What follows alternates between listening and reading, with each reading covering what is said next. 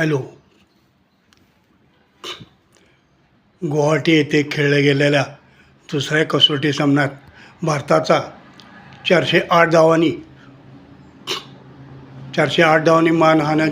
हानीकारक पराभव करून दक्षिण आफ्रिकेने भारताविरुद्ध कसोटी मालिका जिंकली.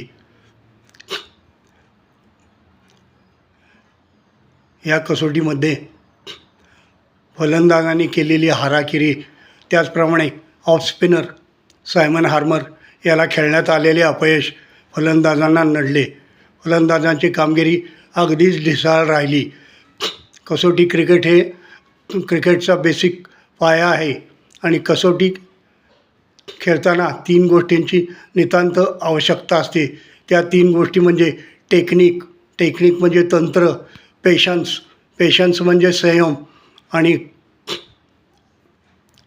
कॉन्सन्ट्रेशन म्हणजे एकाग्रता. या तिन्हीमधील कुठली एकही गोष्ट भारतीय फलंदाजाच्या खेळीतून दिसून आली नाही. त्यामुळे भारताला हा नामुष्कीकारक पराभव पत्करावा लागला. यावेळी सातत्याने चेतेश्वर पुजारा, अजिंक्य राणे, सचिन तेंडुलकर, वीरेंद्र सहवाग यासारख्या कट्टर कसोटीपटूंची आठवण झाल्याशिवाय राहिली नाही. त्याचप्रमाणे साई सुदर्शन, ध्रुव जुरेल, ऋषभ पंत या सर्वांची कामगिरी एकदम ढिसाळ राहिली आणि 2020मधील तज्ज्ञ खेळाडूंना कसोटीत खेळवण्याची घोडचूक भारताने केली. आणि जर का असाच भारताचा कसोटी खेळण्याचा खेळ राहिला तर भारताचा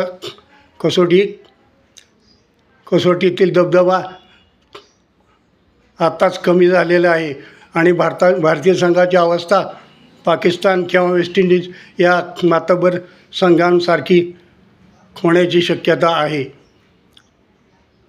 तरी संघ निवड करताना योग्य कसोटी तज्ज्ञ खेळाडूंची निवड होणे अपेक्षित आहे.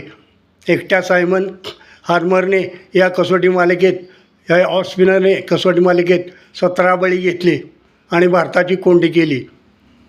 आणि अशा या नामुष्कीकारक प्रभावातून भारतीय संघाने काहीतरी धडा घेणे अपेक्षित आहे.